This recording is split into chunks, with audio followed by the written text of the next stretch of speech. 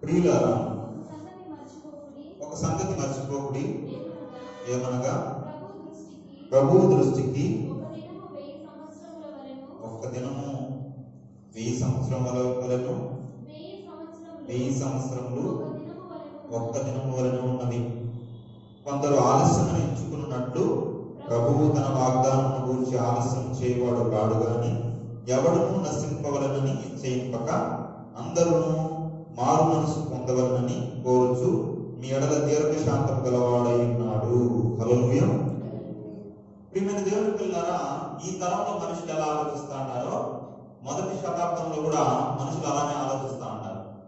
అప్పుడు అపోస్తలుల్ని వాళ్ళు అడిగారేమో గుచ్చి ఏమనంటే, ఇప్పుడు మనుషులు మాట్లాడుకుంటున్నట్టు, ఏమండి చిన్నప్పటి నుండి సేవకులు చెప్తానే ఉంటారు, మేము వింటానే ఉన్నాం, యేసుక్రీస్తు వస్తాడు వస్తాడు వస్తాడు త్వరగా వస్తాడు అతి త్వరగా వస్తాడు ఆయన వచ్చేస్తాడు అని చెప్తున్నారు. కానీ ఇన్ని సంవత్సరాలైనా మేము పుట్టినప్పుడు వింటున్నా అసలు యేసుక్రీస్తు రాకడే జరగడం లేదు. అసలు ఆయన వస్తాడా, అది జరిగేదేనా అని ఇప్పుడు మనుషులు అలా ప్రశ్నిస్తా ఉంటారు. ఆయన త్వరగా వస్తానన్నాడు కదా, 2000 సంవత్సరాలైనా ఎందుకు రావడం లేదు అంటే యేసుక్రీస్తు అబద్ధం చెప్పాడేమో అన్నట్టు మనుషులు ఈ కాలంలో ఎలా అనుకుంటా ఉంటారో, ఆ మొదటి శతాబ్దంలో కూడా మొదటి తరంలో కూడా ఉన్నవారు కూడా ఏం చేశారంటే, యేసుక్రీస్తు వెళ్ళిన వెంటనే శిష్యులు సువార్త ప్రకటిస్తా అంటే, ఇన్ని సంవత్సరాలు అయింది కదా, యేసుక్రీస్తు 10 సంవత్సరాలు దాటిపోతుంది కదా, ఇంకా యేసుక్రీస్తు ఎందుకు రాలేదు, కాబట్టి వస్తానన్నవాడు రాడేమో, త్వరగా వస్తానని ప్రకటన కాకుండా చెప్పాడు కదా, రాలేదే అని హేళన చేస్తూ ఉంటే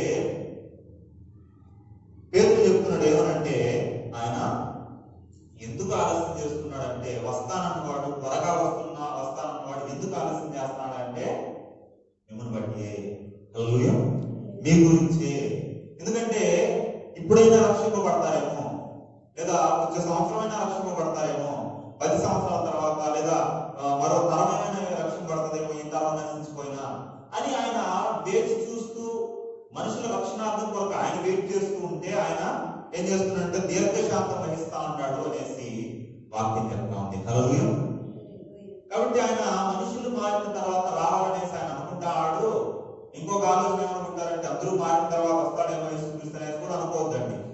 మీరు మారినా మారకపోయినా, హల్లెలూయా, లోకం మారినా మారకపోయినా ఆయన వస్తానన్నవాడు వస్తాడు. కానీ ఆయన ఏం చేస్తున్నాడంటే కొద్దిగా అవకాశం ఇస్తున్నాడు, మనకు మారతారేమో అని చూస్తున్నాడు, కానీ రావడం మాత్రం పక్క. హల్లెలూయా. మనము ఎందుకు ఆయన మారినా మారకపోయినా వస్తాడంటానంటే, మనం దేవుని మాటలు వింటున్న సంఘస్థులే, దేవుని పిల్లలే మారలా. ఎందుకంటే చూడండి, చాలా మంది సంఘస్థులు ఉన్నారు, వాళ్ళు సంఘంలో కనిపించలేరు, మనలో కూడా మార్పు రాలేదంటే కారణం ఏంటంటే మనం ఇంకా మారలేదు, మనం మారినట్టు కనిపించలేదు, క్రియలు మనకు కనపడలా దేవునికి. ఇప్పుడు బైబిల్ ఏముందంటే, దావీదు భక్తుడు ఒక మాట అంటాడు, నీ మందిర ఆవరణంలో ఒక్క దినం గడుపుతా 1000 దినముల కంటే శ్రేష్టం. హల్లెలూయా. మందిర ఆవరణంలో అంట 1000 దినముల కంటే శ్రేష్టం అంట గడిపితే. అంటే మీరు బాగా గమనించాలి, మందిర ఆవరణం అంటున్నాడు. ఒకసారి భక్త్ సింగ్ గారేమో బతుకుంటే ఆయన ఆరాధన జరిపించేటప్పుడు అంట, లేటుగా వచ్చిన వాళ్ళకి గేట్ వేసేయండి అన్నాడంట. లేటుగా వచ్చే వాళ్ళని గేట్ పక్కన పెట్టండి, లేటుగా వచ్చే వాళ్ళు గేట్ వేసేయండి అన్నాడంట. గేట్ వేయంటారంట లేటుగా వచ్చిన వాళ్ళకి. ఒకడు ఏం చేస్తాడంటే, ఆ గేట్ కింద నుండి దూరం చేస్తాడంట. ఏం చేస్తాడు, గేట్ ఒక సందు ఉంటే కింద సన్నటి సందు ఉంటే దాంట్లో నుండి దూరం లోపలికి వచ్చేస్తాడంట. అప్పుడు ఏమయ్యా దూరం వచ్చేస్తానంటే, నేను చర్చి లోపలికి రానండి, ఆవరణంలో నిలబడతానన్నాడట.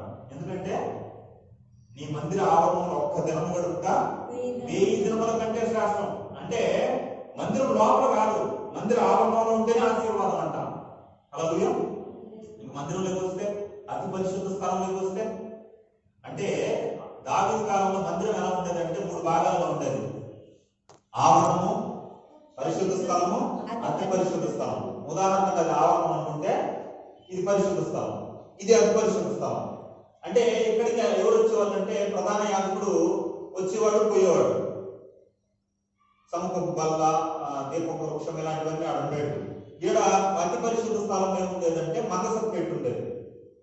ఆ మందసపు పెట్టిలోకి ఏం చేసేవాడు అంటే దేవుడు మహిమ దిగి వచ్చేది, వెళ్ళేది. ఈ మందసం పెట్టి ఉన్న ఈ పరిశుద్ధ స్థలంలోకి, అతి పరిశుద్ధ స్థలంలోకి సంవత్సరానికి ఒకసారి ప్రధాన యాజకుడు వచ్చేవాడు. కానీ మిగిలిన వాళ్ళు ప్రధాన యాజకుడు ఆడికి వచ్చే అవకాశం ఉంటే మిగిలిన వాళ్ళందరూ ఎక్కడికి వచ్చేవాళ్ళు? ఆవరణ వరకు వచ్చేవాళ్ళు. వాళ్ళు బలు ఇవ్వాలన్నా, ప్రార్థన చేయాలన్నా, ఇంకేం చేయాలన్నా అలా వరకు చేసుకునే వాళ్ళు వెళ్ళిపోయేవాళ్ళు. ఇప్పుడు దావీదు కూడా అంతే, గొప్ప రాజైనా ఆవరణ వరకే వచ్చేవాడు, ఆయన బొమ్మ వరకే వచ్చేవాడు. అందుకే బొమ్మ వద్ద కనిపెట్టి ఉండట నాకు చాలా సంతోషం. మందిర ఆవరణలో ఒక్క దినం గడుపుట 1000 దినముల కంటే శ్రేష్టం. హల్లెలూయా. కానీ దావీదుకి చాలా ఆశ ఉంది. ఆశ మనలో ఉంది అంటే కనపడలా, మార్పే కనపడలా మనుషుల్లో. ఏదో నామకావాస్తిగా ఆదివారం పోవాలన్నా ఆచారబద్ధంగా వస్తున్నాడు అన్నట్టు ఉంది, కానీ మార్పు కనిపించడం లేదు. ఈ వారం మిస్ అయితే, లేదా దేవుని మందిరం నేను దేవుని వాక్యం వినకపోతే ఏమవుతుంది, లేదా దేవుని వాక్యం ప్రకారం జీవించకపోతే ఏమవుతుంది, ఏ ఆలోచన లేదు. ఇంకో మాట అదే 84వ కీర్తనలోనే ఒక మాట అంటాడు, 3వ వచనం. 84వ కీర్తన 3వ వచనం ఏమన్నాడు చూడండి కీర్తనకారుడు.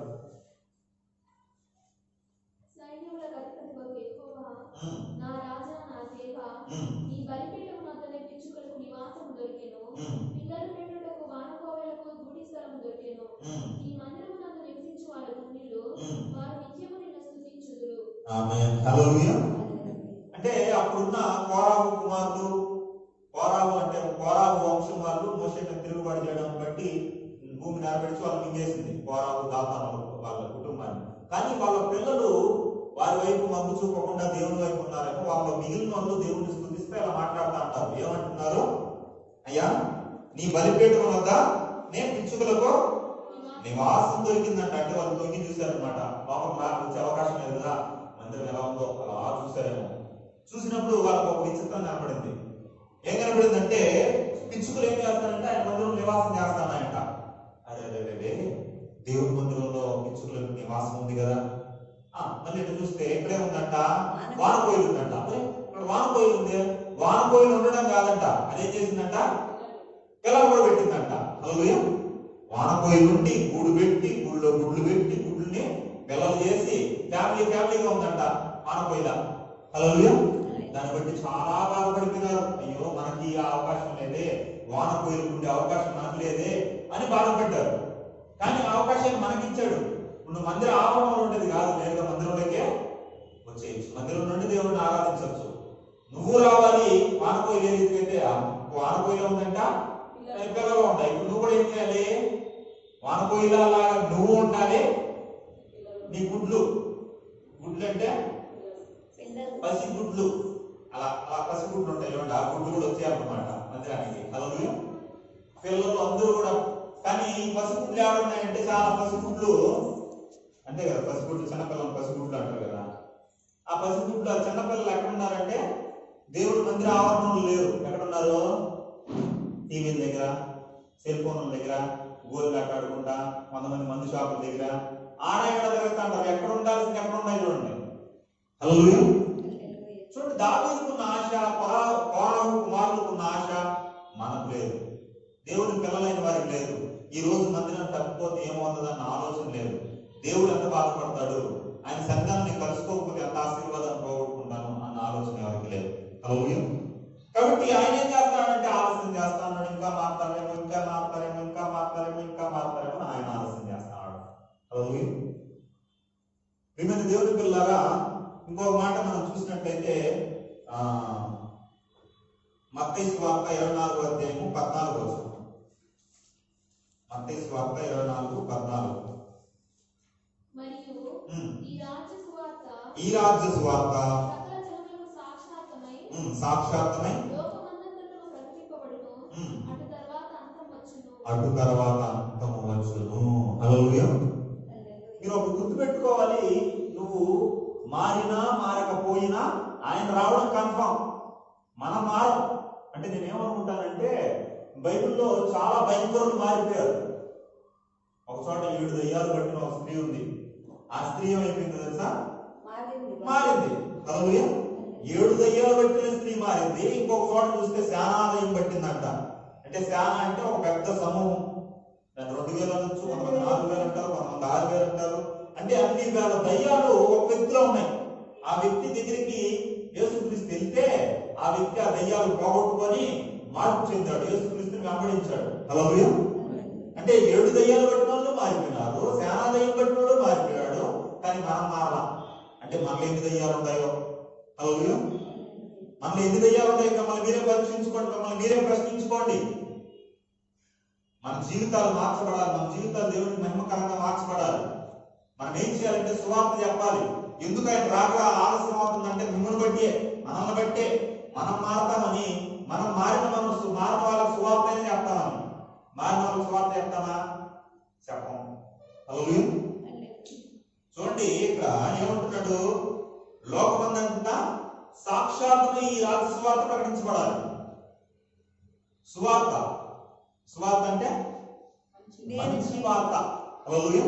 నువ్వు ప్రకటించేసావు, నువ్వేం చేయాల్సిన అవసరం లేదు. మారి అనుభవాలు ప్రకటించాల్సిన అవసరం లే. మనం మారి అనుభవాలు చెప్పాలనుకున్నారు, అలా చెప్పాల్సిన అవసరం లే. సాక్షార్థమై ప్రకటించు. వాళ్ళు ఏం చేయకూడదు, సాకులు చెప్పకూడదు. దేవుని దగ్గరికి వచ్చినప్పుడు ఆయన రాక వస్తుంది కదా, తీర్పు తీర్చు న్యాయాధిపతిగా నిలబడతాడు. నీతిగా న్యాయాధిపతి ఆయన. ఆయన దగ్గర నుండి ఎవ్వడూ తప్పించుకోలేడు. ప్రపంచంలో చాలా సుప్రీంకోర్టు, హైకోర్టు ఇవన్నీ దాంట్లో జడ్జిలు ఉంటారు. వాళ్ళు నిజమైన జడ్జిలు అనుకునేవారు. వాళ్ళకి తీర్పు తీర్చేదానికి కూడా అధికారం లేదు. చెప్పాలంటే బైబిల్ ప్రకారం ఒకే ఒక్క వ్యక్తికి తీర్పు తీర్చే అధికారం ఉంది. ఆయన ఎవరంటే లార్డ్ జీసస్ క్రైస్ట్. ఎందుకంటే ఆయన మాత్రమే అధికారం ఉంది. మిగిలిన వాళ్ళకి ఎవరికి మనుషుల మీద అధికారం లేదు. తీర్పు తీర్చేదానికి ఎందుకు అధికారం లేదండి అంటే ఆయన ఒక్కడే పాపం చేయలేదు కనుక. హల్లెలూయా. ఒక వ్యక్తి పాపి అని చెప్పాలి. ఒక వ్యక్తి తప్పు చేశాడు అంటే వీడు తప్పు చేయని వాడిగా, పాపం చేయని వాడుగా ఉండాలి. అలా పాపం చేయని వాడు కూడా ఉన్నాడు భూమి మీద అంటే ఒక్కడు లేడు. ఉదాహరణకి ఒక తాగుబోతు దగ్గరికి ఇంకొక తాగుబోతుని తీసుకుని పోయి ఆయన తాగడం తప్పు అన్నారు అనుకో, వెంటనే వాడేమంటాడు, ఎరా చెప్పు అంటాడు. ఎందుకని నువ్వు తాగదు, నన్ను తాగదు నువ్వు చెప్పడానికి. అంటే నువ్వు పాపం చేసేవాడు, నన్ను తీర్పు తీర్చకూడదు. అలా ప్రతి ఒక్కరు ఏముందంటే ఏదో ఒక లోటు ఉంది. నువ్వు అధికారం తీసుకుంటావా, గొప్పవాళ్ళని తీసుకుంటావా, దేవుళ్ళు అనుకున్న వాళ్ళని, దేవతలు అనుకున్న వాళ్ళని ఎవరినైనా తీసుకురా. వాళ్ళు ఏమున్నాయంటే పెద్ద హోల్స్ ఉంటాయి. ఎవడు నీతిమంతుడు లేడు. అందరూ పాపం చేసి దేవుడు అనుగ్రహించి మహిమను పొందలేకపోతా ఉంటారు. ఆ మహిమను పోగొట్టుకుంటున్నారు. ఇది కృపాకాలం, క్షమాపణ పొందే కాలం. నువ్వు పాపము చేయొచ్చు, క్షమాపణ పొందుకోవచ్చు. కానీ చచ్చిన తర్వాత నువ్వు పాపము చేయలేవు, క్షమాపణ పొందుకోలేవు. నీకు 2 అవకాశం ఉంది. ఇప్పుడు పాపం చేస్తా చచ్చిపోతావా, క్షమాపణ పొంది రక్షింపబడతావా. నువ్వు బ్రతికుండగానే నిర్ణయించుకోవాలి. కాబట్టి బ్రతికుండగా నువ్వు క్షమాపణ పొందుకోవాలన్నా, తీర్పు తీర్చి రారాజైనా యేసుక్రీస్తు దగ్గరికి రావాలి. హల్లెలూయా. ప్రియమైన దేవుని పిల్లలారా, ఆయన బైబిల్లో రాయబడింది. ఆయన ఎవరంట, అపోస్తలుడైన పేతురు గారు అపోస్తల కార్యాలలో ఆయన పరిశుద్ధాత్మను పొందుకున్న తర్వాత మొట్టమొదటి పరిశుద్ధాత్మ దేవుడు ఏం చేశాడంటే, మేడగది మీద ఉన్న వారి మీదకి పరిశుద్ధాత్మ దిగొచ్చినప్పుడు వారి నాలుగు అగ్ని నాలుగుల వల్ల విభాగింపబడి అన్య భాషలు మాట్లాడుతుంటారంట, ప్రవర్తిస్తూ ఉంటారంట. దాంతో ఆ ప్రాంతం అంతా కదిలింపబడి ఏం జరిగిందంటే చుట్టుపక్కల ఉన్న వాళ్ళందరూ వచ్చి సువార్త వింటారు. 3000 మంది ఒక్క రోజులో మార్పు చెందారు పేతురు ప్రసంగంని. ఆ పేతురు ప్రసంగంలో ఏమంటున్నాడు చూడండి, 2వ అధ్యాయము 36వ వచనం. పేతురు రాసిన 2వ పత్రిక 36వ వచనం. మీరు సిలువ వేసిన ఈ యేసునే దేవుడు ప్రభువుగాను క్రీస్తుగాను నియమించను. ఇది ఇశ్రాయేలు వంశములు అంతయు రూఢిగా తెలుసుకోవాలని చెప్పాను. హల్లెలూయా. అంటే సిలువ వేశారు కదా మీరు, ఆయన ఇప్పుడు ఏం చేశాడు తెలుసు, దేవుడు ప్రభువుగా చేశాడు. ఇంకా తీర్పు తీర్చే దేవుడు ఆ ప్రభువే, నీకు రాజు ఆయనే తీర్పు చేస్తాడు అనేసి ప్రభువుగా, క్రీస్తుగా, అభిషక్తుడుగా ఆయన నియమించాడంట. కాబట్టి ఆయన తప్ప ఎవ్వరికి అధికారం లేదు తీర్పు తీర్చే అధికారం. ఇప్పుడు సుప్రీంకోర్టు జడ్జిలు తీసుకుంటారా, వాళ్ళకు కూడా అధికారం లేదు. ఎందుకంటే వాడు కూడా ఎక్కడో ఒకక్కడ తప్పు చేసింటాడు. అరే నువ్వు దొంగతనం చేయను కాబట్టి నీకు శిక్ష వేస్తానంటారా, వేసేస్తానంటారా అంటే వీడు హృదయంలో తప్పు చేసింటాడు. ఆమె బంగారు నగలు పెట్టుకునింది, అలాంటి నగలు నాకుంటే అంత బాగుండేది, డైమండ్ నెక్లెస్ పెట్టుకునింది నాకుంటే అంత బాగుండేది, ఇప్పుడు వాడు సూపర్ సెల్ ఉంది, ఆ సెల్ నాకు చేస్తే ఎంత బాగుంటది, ఆ పక్కన పెట్టేసి నేను కూడా వేస్తాను అని నువ్వు మనసులో అనుకుంటున్నావంటే నువ్వు దొంగవే.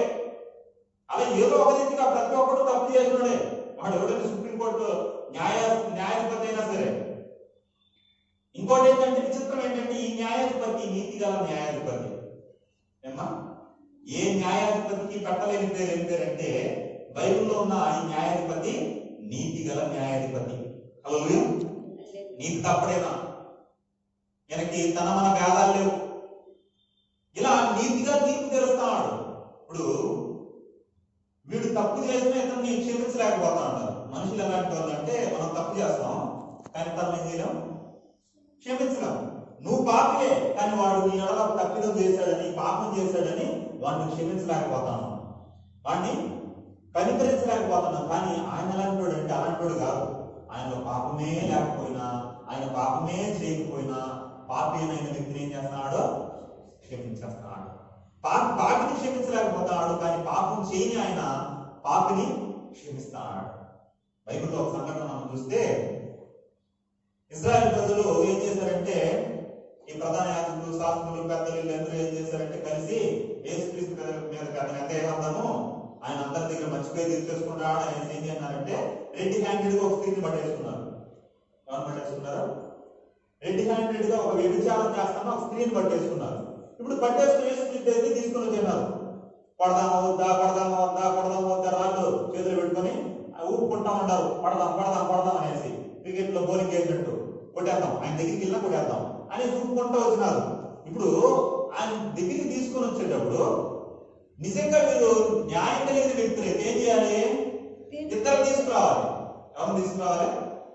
ఇద్దరు తీసుకురావాలి. ఇప్పుడు వ్యభిచారం చేసే స్త్రీ ఒకటే చేస్తా, స్త్రీ పురుషులు చేస్తారు. ఇప్పుడు పురుషులు ఉన్నారు అక్కడ, వాడిని వదిలేన్నారు. ఎందుకని?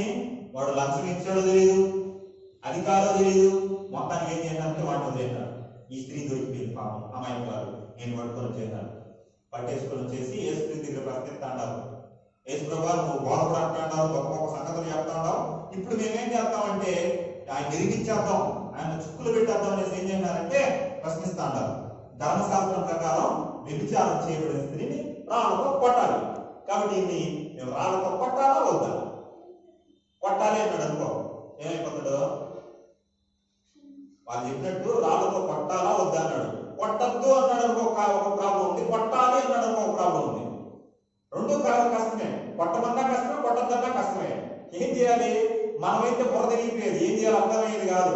ఇప్పుడు కొట్టాలి అన్నాడు అనుకో, ఆయన ఏం లేదు, ప్రేమ లేదు, కనికరం లేదు, క్షమించే గుణం లేదు. ఇప్పుడు కొట్టాలి అన్నాడు అనుకో, కొట్టకూడదు అన్నాడు అనుకో, ధర్మశాస్త్రం ప్రకారం వ్యతిరేక అయిపోతాడు, దేవుని ఆజ్ఞను ధిక్కరించినోడు అయిపోతాడు. ఏం చేయాలి? వెంటనే యేసుక్రీస్తు ఏం చేశాడంటే, నాయన మీరు న్యాయాధిపతులా, మీరు తీర్పు తీర్చే వాళ్ళ, ఓకే ఓకే, కాబట్టి మీరు నీతిమంతులా అన్నాడు. అవును, మీరు న్యాయాధిపతులు కదా, మీరు మీరు తీర్పు తీర్చేవాళ్ళు కదా, మీరు నీతిమంతులా? నీతిమంతుడైన వాడు ఏం చేయండి, మొదట అయ్యండి అన్నాడు.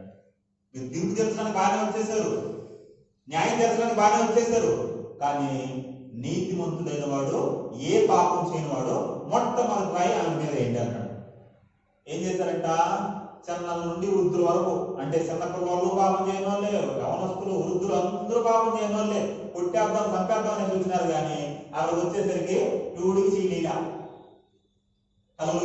ఒక్కొక్కడు రాయి వదిలేసి వెళ్ళినాడంట.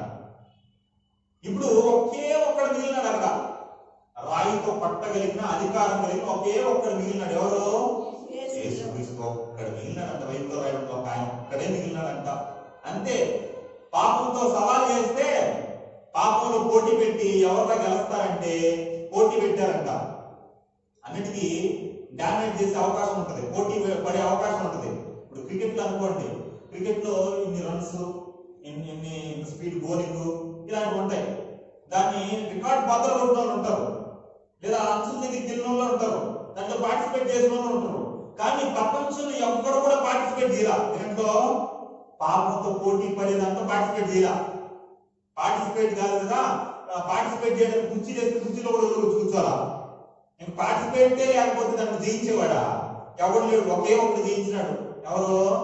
యేసుక్రీస్తు. దాన్ని జయించేస్తే ఆ బాడీలో ఎవరు కనపడలా, అసలు దాన్ని పార్టిసిపేట్ చేయడానికి ఎవరు రాలా.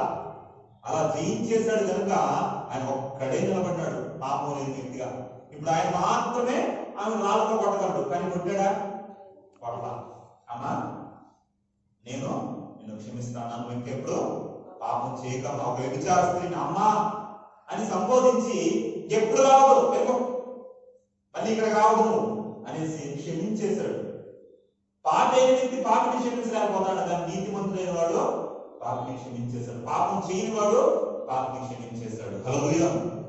ఒక్కడికి అధికారం ఉంది, తీర్పు తీర్చే అధికారం ఈ లోకాన్ని. కాబట్టి ఆయన తీర్పు తీర్చి రారాజుగా రాబోతున్నాడు. ఇప్పుడు వస్తానన్నాడు, ఇప్పుడు రాక తప్పడు.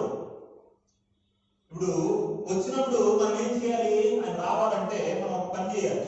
ఆయన ఎందుకు ఆలస్యం చేస్తున్నాడో ఒక పని చేయలేదు కాబట్టి ఆయన ఆలస్యం చేస్తున్నాడు. ఏం చేయాలంటే మనం సకల జనులకు సాక్షాత్తమై సువార్తను ప్రకటించాలి. హల్లెలూయా. సువార్తను ప్రకటిస్తానమ్మా.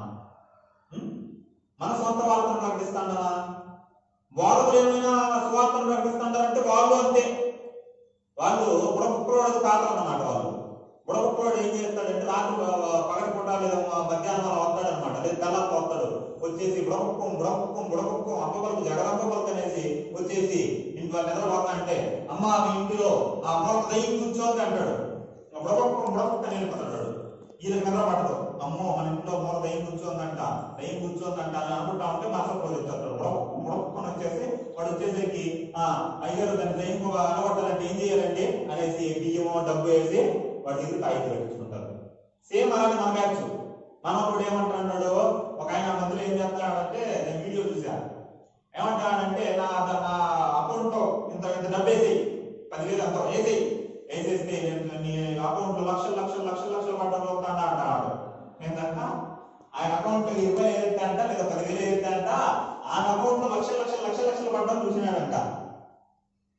ఇప్పుడు ఆ లక్షలు వేసి నీకే వేసేది కదా, నువ్వు బాగా సేవ చేసుకుంటావు కదా, మంచి సేవకుడు కదా నువ్వు. ఆయన ఏదో 10,000 వేస్తే నీకు ఆయన లక్షలు వేసే బదులు నీకే లక్షలు వేస్తే ఆయన 10,000 ఇచ్చే నువ్వు.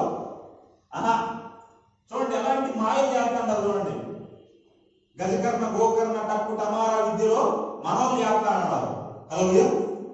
ప్రియమైన దేవుని పిల్లలారా, అలా సొంత వార్తలు వద్దు, దేవుడి సువార్తను చెప్పాలి. మన వార్త వద్దు. నువ్వు ప్రార్థన చేయి, వాక్యం చెప్పు, సువార్త ప్రకటించు.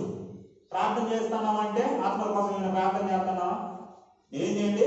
అధికారుల కొరకు, రాజుల కొరకు ప్రార్థన విజ్ఞాపనం చేయండి అంటే మనం ఏం చేస్తాం? ఇంటికి వెళ్తాం, ఏం చేస్తారు? ప్రార్థన తెల్లార్తలు వేసిన వెంటనే మా అమ్మను కాపాడు, మా నాన్నను కాపాడు, మా తాతను కాపాడు, మా అమ్మను కాపాడు, మా పశువును కాపాడు, మా కుక్కను కాపాడు, బాత్రూంలో ఉన్న దోమను కాపాడు. లాస్ట్ లో ఏంటి? పాడు. లాస్ట్ లో మొత్తం పాడే. మా తాత పాడు, మా అవ్వ పాడు, మా నాన్న పాడు, అందరూ పాడైతే అలా కూర్చుంటారు అనమాట. సరే సాయంత్రం అయినా ప్రార్థన చేస్తామంటే మా ఇంట్లో వాడిని కాపాడు, వీడిని కాపాడు, నన్ను కూడా కాపాడు, వీడు కూడా పాడే. అలా మొత్తం పాడైపోతారు అనమాట. ఇంకా పాడు ప్రార్థన మొత్తం. నువ్వేం ప్రార్థన చేయాలి? ప్రభు కలిగి రక్షణ కొరకు ప్రార్థన చేస్తాం. మా సంఘాన్ని అభివృద్ధిపరచు, మా దేశాన్ని ఉన్న ప్రజలను రక్షించు, అధికారులను మార్గం కలిగి రాజుల కొరకు ప్రార్థన చేయి. అలా దేవుని కార్యాలు ఉన్నతంగా జరిగినట్లు సువార్త ఎలా చెప్పాలో దాని కొరకు ప్రార్థన చేయి. వాక్యం ఎలా ప్రార్థన చేయమంటే అలా ప్రార్థన చేయి. ఇంకా సువార్త కార్యక్రమాలు ఎలా చెప్పాలి? సొంత వార్తలు వద్దు.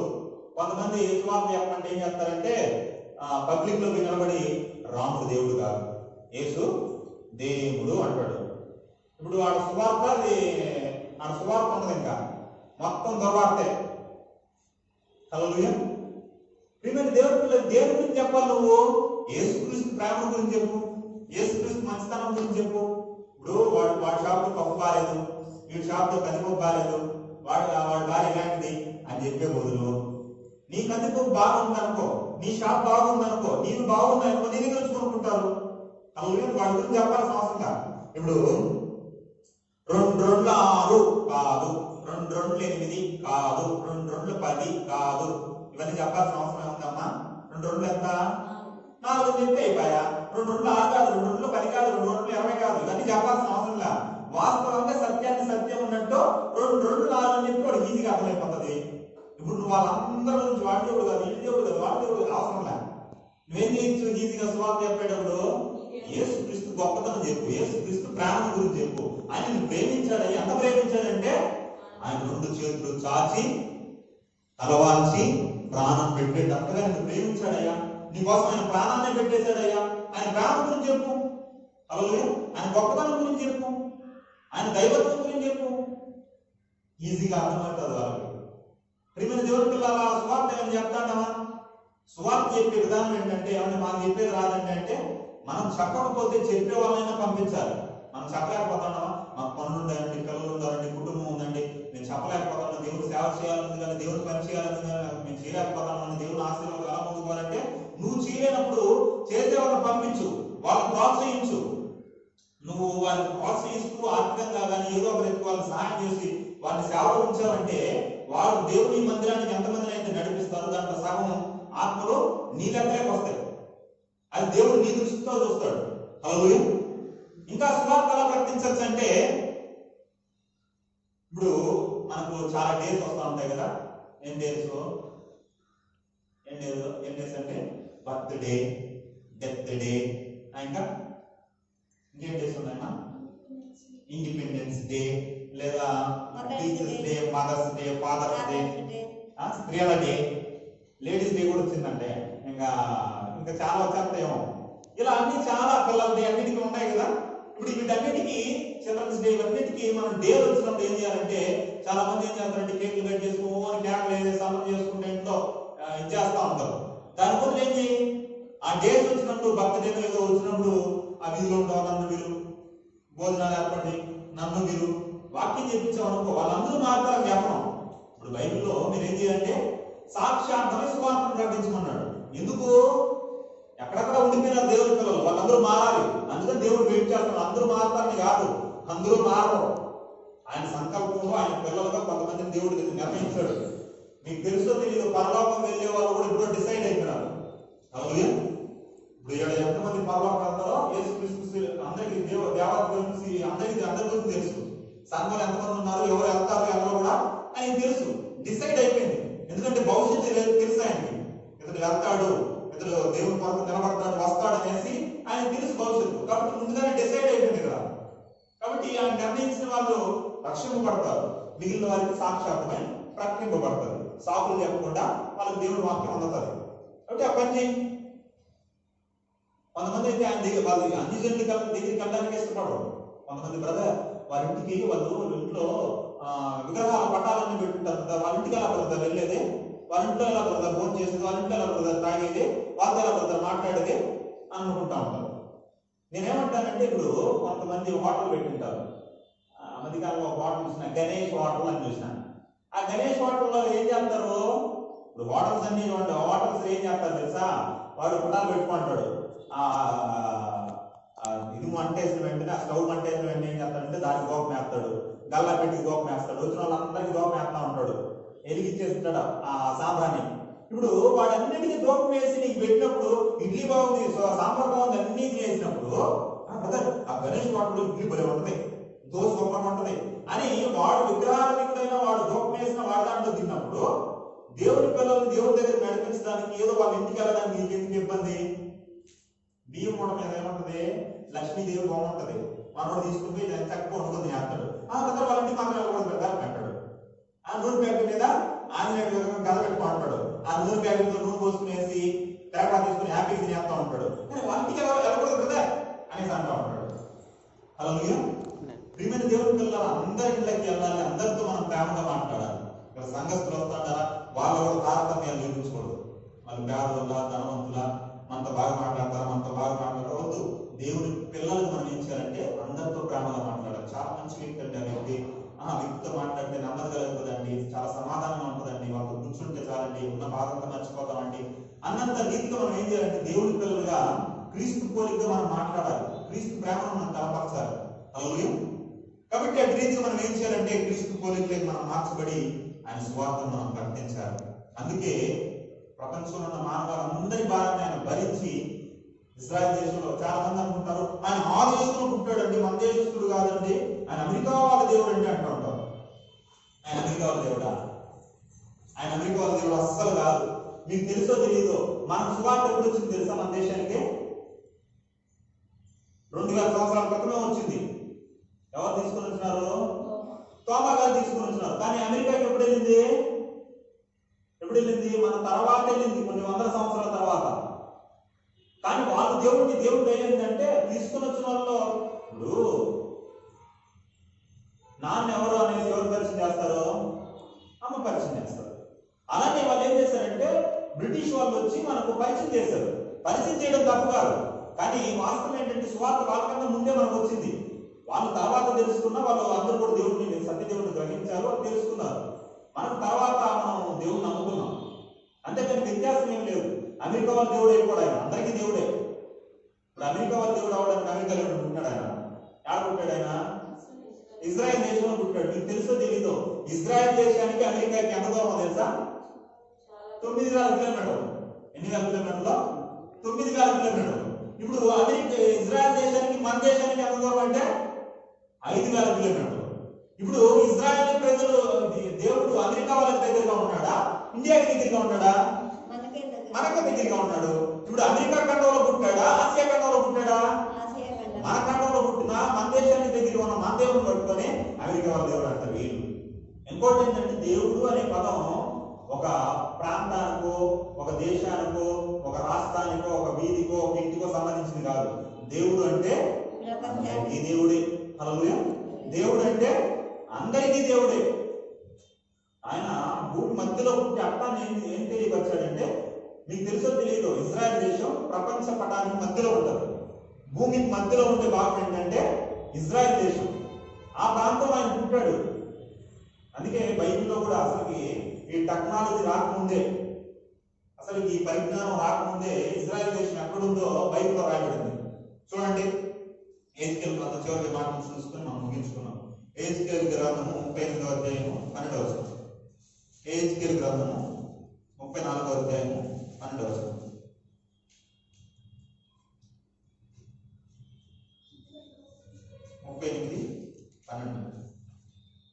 వారిని దోచుకొని కొలసముగా పట్టుకొనుటకై పూర్వము పాడై మరలా నివసింపబడిన స్థలం మీదికి తిరిగిపోయేదను. ఆయన జనములలో నుండి సమకూర్చబడి పశువులను సరుకులను కలిగి భూమి నట్టనడుమున నివసించు జనుల మీదికి తిరిగిపోయేదను. అంటే ఇశ్రాయేలు ప్రజల గురించి ఏం చెప్తున్నాడు? ఎక్కడ ఉన్నారంటే వాళ్ళు భూమి నట్ట నడుమున, అంటే భూమికి మధ్య భాగంలో ఇశ్రాయేల్ దేశం ఉందనేది ఏ టెక్నాలజీ లేకముందే దగ్గర 2500 సంవత్సరాల క్రితమే ఏం చేస్తున్నాడంటే ఎహెజ్కేలు భక్తులు చెప్పేస్తున్నాడు, భూమి ఎక్కడ, ఈ ఇజ్రాయెల్ దేశం ఎక్కడ ఉందంటే భూమికి నట్ట నడుము భాగం. మీకు ఇప్పుడైతే మీకు కొంచెం కరెక్ట్ గా రాకపోవచ్చు, కానీ ఓల్డ్ మ్యాప్ లో మీరు చూసారంటే, ఓల్డ్ మ్యాప్ ఉండేది. ఆ ఓల్డ్ మ్యాప్ తీసుకొని మీరు మధ్యలో నిలబెట్టారు అనుకో, ఆ ఓల్డ్ మ్యాప్ మధ్యలో సెంటర్ లో ఏముంటుందంటే ఇజ్రాయెల్ దేశం ఉంటుంది. ఇంకా మీకు విచిత్రం ఏంటంటే, ఇంకా సింపుల్ గా మీకు అర్థం కావడానికి, 4 ఖండాలు కలిపే 3 ఖండాలు ఒకే చోట కలుస్తాయి. ఎక్కడ తెలుసా? ఆసియా ఖండం, ఆఫ్రికా ఖండం, ఇంకా ఐరోపా ఖండం. అంతేనా? ఐరోపా ఖండమేనా? ఏదో ఈ పక్కన యూరోప్ ఖండం. ఏదో ఆ 3 ఖండాలు కలిసే ఒకే ఒక ప్రాంతం ఏంటంటే ఇజ్రాయెల్ దేశం. ఇప్పుడు ఆఫ్రికాకి వెళ్ళాలనుకో, ఎక్కడి నుండి వెళ్ళాలి? ఇజ్రాయెల్ దేశం గుండానే వెళ్ళాలి. ఆసియాకి వెళ్ళాలంటే ఇజ్రాయెల్ దేశం మీదనే వెళ్ళాలి. 3 ఖండాల మీదకి మనం వెళ్ళాలంటే సింపుల్ గా మధ్యలో ఉండేది ఏంటంటే ఇజ్రాయెల్ దేశం. కావాలంటే మ్యాప్ లో చూడండి, 3 ఖండాలను ఒకే చోట కలుస్తుంది. ఆ జాయింట్ ఏముందంటే ఇజ్రాయెల్ దేశం ఉంటుంది. అలా ఎక్కడ తీసుకున్న భూమి మధ్య భాగం ఏంటంటే ఇజ్రాయెల్ దేశం. అంటే దేనికి గుర్తుగా ఉందంటే, ఎందుకు యేసుక్రీస్తు అక్కడ జన్మించాడంటే, ఇప్పుడు సైకిల్ కి విప్పు ఉంటుంది, విప్పేనదే విప్పు మధ్యలో ఉంటుంది, అని ఏమంటారు? విప్పు అంటారా? హబ్ అంట. హబ్ ఉంటుంది కదా, ఆ హబ్బు దాని చుట్టూ ఉంటాయి, ఫోక్స్లు ఉంటాయి. ఇప్పుడు ఫోక్స్లన్నీ ఆ టైర్ మొత్తం మనం తొక్కుతున్న బరువంతా దేని మీద పడుతుంది తెలుసా? దేని మీద, ప్రెజర్ మీద ఆధారపడి ఉంటుంది తెలుసా? ఆ హబ్బు మీద ఆధారపడి ఉంటుంది. ఇప్పుడు అది లేదనుకో, అదేమైపోతుంది? కొలాప్స్ అయిపోతుంది. అలానే ఇప్పుడు ఆయన మధ్యలో పుట్టాడంటే అర్థం ఏంటంటే, మీ భారాన్ని నేను భరిస్తాను, ప్రపంచ భారాన్నంతా, పాప భారాన్నంతా నేను భరిస్తాను అని ఒక గుర్తుగా ఏం చేశాడంటే, ఆ మధ్యలో సెంటర్ లో, ప్రపంచ మధ్యలో ఆయన పుట్టాడు. అంతేగాని ఇంకేం లేదు. ఆయన మన దేవుడు అనే దానికి ఏ ఆధారాలు వాళ్ళు మనం చూపించలేదు. ఇంకా హిందువుల గ్రంథంలో కూడా ఏమంటుందంటే, భూమధ్య నావిష, దేవుడు ఎక్కడ ఉంటారంట? భూమధ్య నావిష, అంటే భూమికి మధ్య భాగంలో పుడతాడంట దేవుడు. కాబట్టి అలా ఆయన పుట్టి ఏం చేశాడంటే, లోకానికి మొత్తానికి రక్షణ తెచ్చాడు, పాపం లేకుండా జీవించాడు. ఇప్పుడు పరలోకానికి వెళ్ళాడు, తీర్పు తీర్చే రాజుగా రాబోతున్నాడు. రావాలంటే నువ్వు సువార్త ప్రకటించాలి. సువార్త ప్రకటిస్తే ఆయన రాకడ వస్తుంది. మనం ఏం చేస్తామంటే ఆయన ఎదుర్కోగలుగుతాం. అంతేగాని మరణాత మరణాత మరణాత అంటే వచ్చేది. మరణాత అంటే ఏంటి అర్థము? త్వరగా రమ్ము, నువ్వు చెప్పాలంటే ఆ మాట నువ్వు చెయ్యాలి. సువార్త ప్రకటిస్తే అప్పుడు ఆయన వస్తాడు. మాట చెప్తే రాడు. త్వరగా రమ్ము అనేది కాదు, సువార్త ప్రకటించు. కాబట్టి ప్రియమైన దేవుని పిల్లలు, మనం సువార్త ప్రకటించేవారుగా మనం దేవుని సన్నిధానంలో మనం ఉందాం. మీరు పల్లెల్లో ఉన్నా ఆ పల్లెల్లో ఉన్న వారికి సువార్త ప్రకటించండి. అమ్మ నేను పల్లెల్లో లేననేసి అనుకోవద్దండి. క్రైస్తవ వాడు స్తోత్రం, నేను పల్లెలో లేను కాబట్టి నేను సువార్త ప్రకటించాల్సిన అవసరం లేదనుకోవద్దండి. మీరు టౌన్ లో ఉన్నా మీ వీధిలో ఉన్న వారికి సువార్త ప్రకటించండి. ఏదో ఒక రీతిగా మీ సమీపంలో ఉన్న వారికి మీరు సువార్త ప్రకటించాలి. కాబట్టి ఇది మనం సువార్త ప్రకటిస్తూ మనం దేవుడు రాకడ సమీపంలో ఉన్నాం కనుక రాకడ ఎత్తబడేవారుగా అనేక సిద్ధపాటు చేసే వరకు మనం ప్రార్థన చేసుకుందాం. అందరూ కూడా కళ్ళు మూసి ప్రార్థన ఏకీభవిద్దాం.